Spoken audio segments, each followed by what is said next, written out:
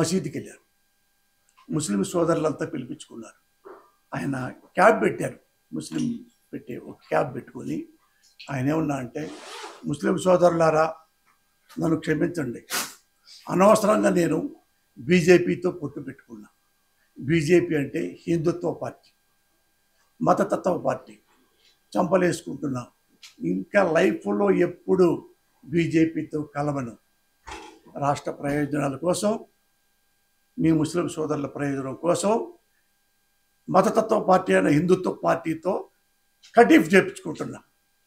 ఇంకెప్పుడు జీవితంలో బీజేపీతో నేను పొత్తు పెట్టుకోను, అల్లా సాక్షిగా అని మసీదులో చెప్పాడు. మసీదులోంచి బయటికి రాగానే ఢిల్లీ వెళ్ళిపోయాడు. ఇక్కడ మాటలు ఇక్కడే. మళ్ళా మోడీతో వెళ్ళాడు, ఓడిపోయాడు. మళ్ళీ మసీదుకి వచ్చాడు డైరెక్ట్ ఎలక్షన్లో. ఒకసారి పొరపాటు చేశాను, అది రాష్ట్ర ప్రయోజనం కోసం మళ్ళీ కలవాల్సి వచ్చింది, ఇక నేను కలవను. మోడీ అంటే కేడీ, కేడీ అంటే మోడీ. మోడీకి భార్య లేదు, మోడీకి బిడ్డ లేదు, నాకున్నారు అని మోడీని, అంటే ఇండియాలో వన్ ఆఫ్ ద హానెస్ట్ పొలిటీషియన్ని ఎంత ఘోరంగా తిట్టారు మీకు తెలుసు. హిందుత్వాన్ని కూడా తిట్టారు ఆయన. హిందుత్వ పార్టీ, మతతత్వ పార్టీ. మోడీ గారికి మతం ఉంది, మతం మీద అభిమానం ఉంది, తప్పులేదు. ఆయన దేశభక్తుడు, దైవభక్తుడు.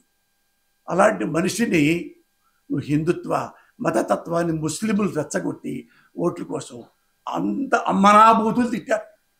అమిత్ షా అతడు ఈజ్ అమిత్ షా ప్రమాణ సాక్షిగా చెప్తున్నా. ఆయన గారు అన్న మాటలు, బాబు గారు అన్న మాటలు అయిపోయిందా.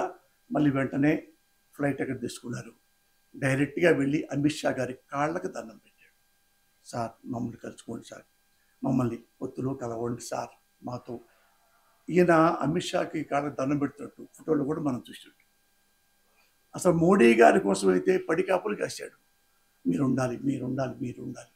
ఆయన ఇసుగు బుట్టి సరే కానీ అని చెప్పి ఆయన ఆంధ్ర వస్తే మోడీని ఎట్ట పొగిడారంటేనండి, ఆయన కూడా పొగుడుకోడట. అంత బాగా పొగిడి ఇక్కడ మసీదులో ఉన్న ముస్లిం మాటలను పక్కన పెట్టేసి మళ్ళా బీజేపీలో కలిశాడు. ఆయన మళ్ళీ కాళ్ళు పట్టుకోవటం, మళ్ళీ దండం పెట్టడం, మళ్ళీ పొత్తు పెట్టుకోవటం, మళ్ళీ అధికారంలో రావటం, మళ్ళీ ముఖ్యమంత్రి అవటం. మళ్ళీ ఒక 6 నెలలు పోయిన తర్వాత who is Amit Shah, who is Modi, Modi నేనే గెలిపి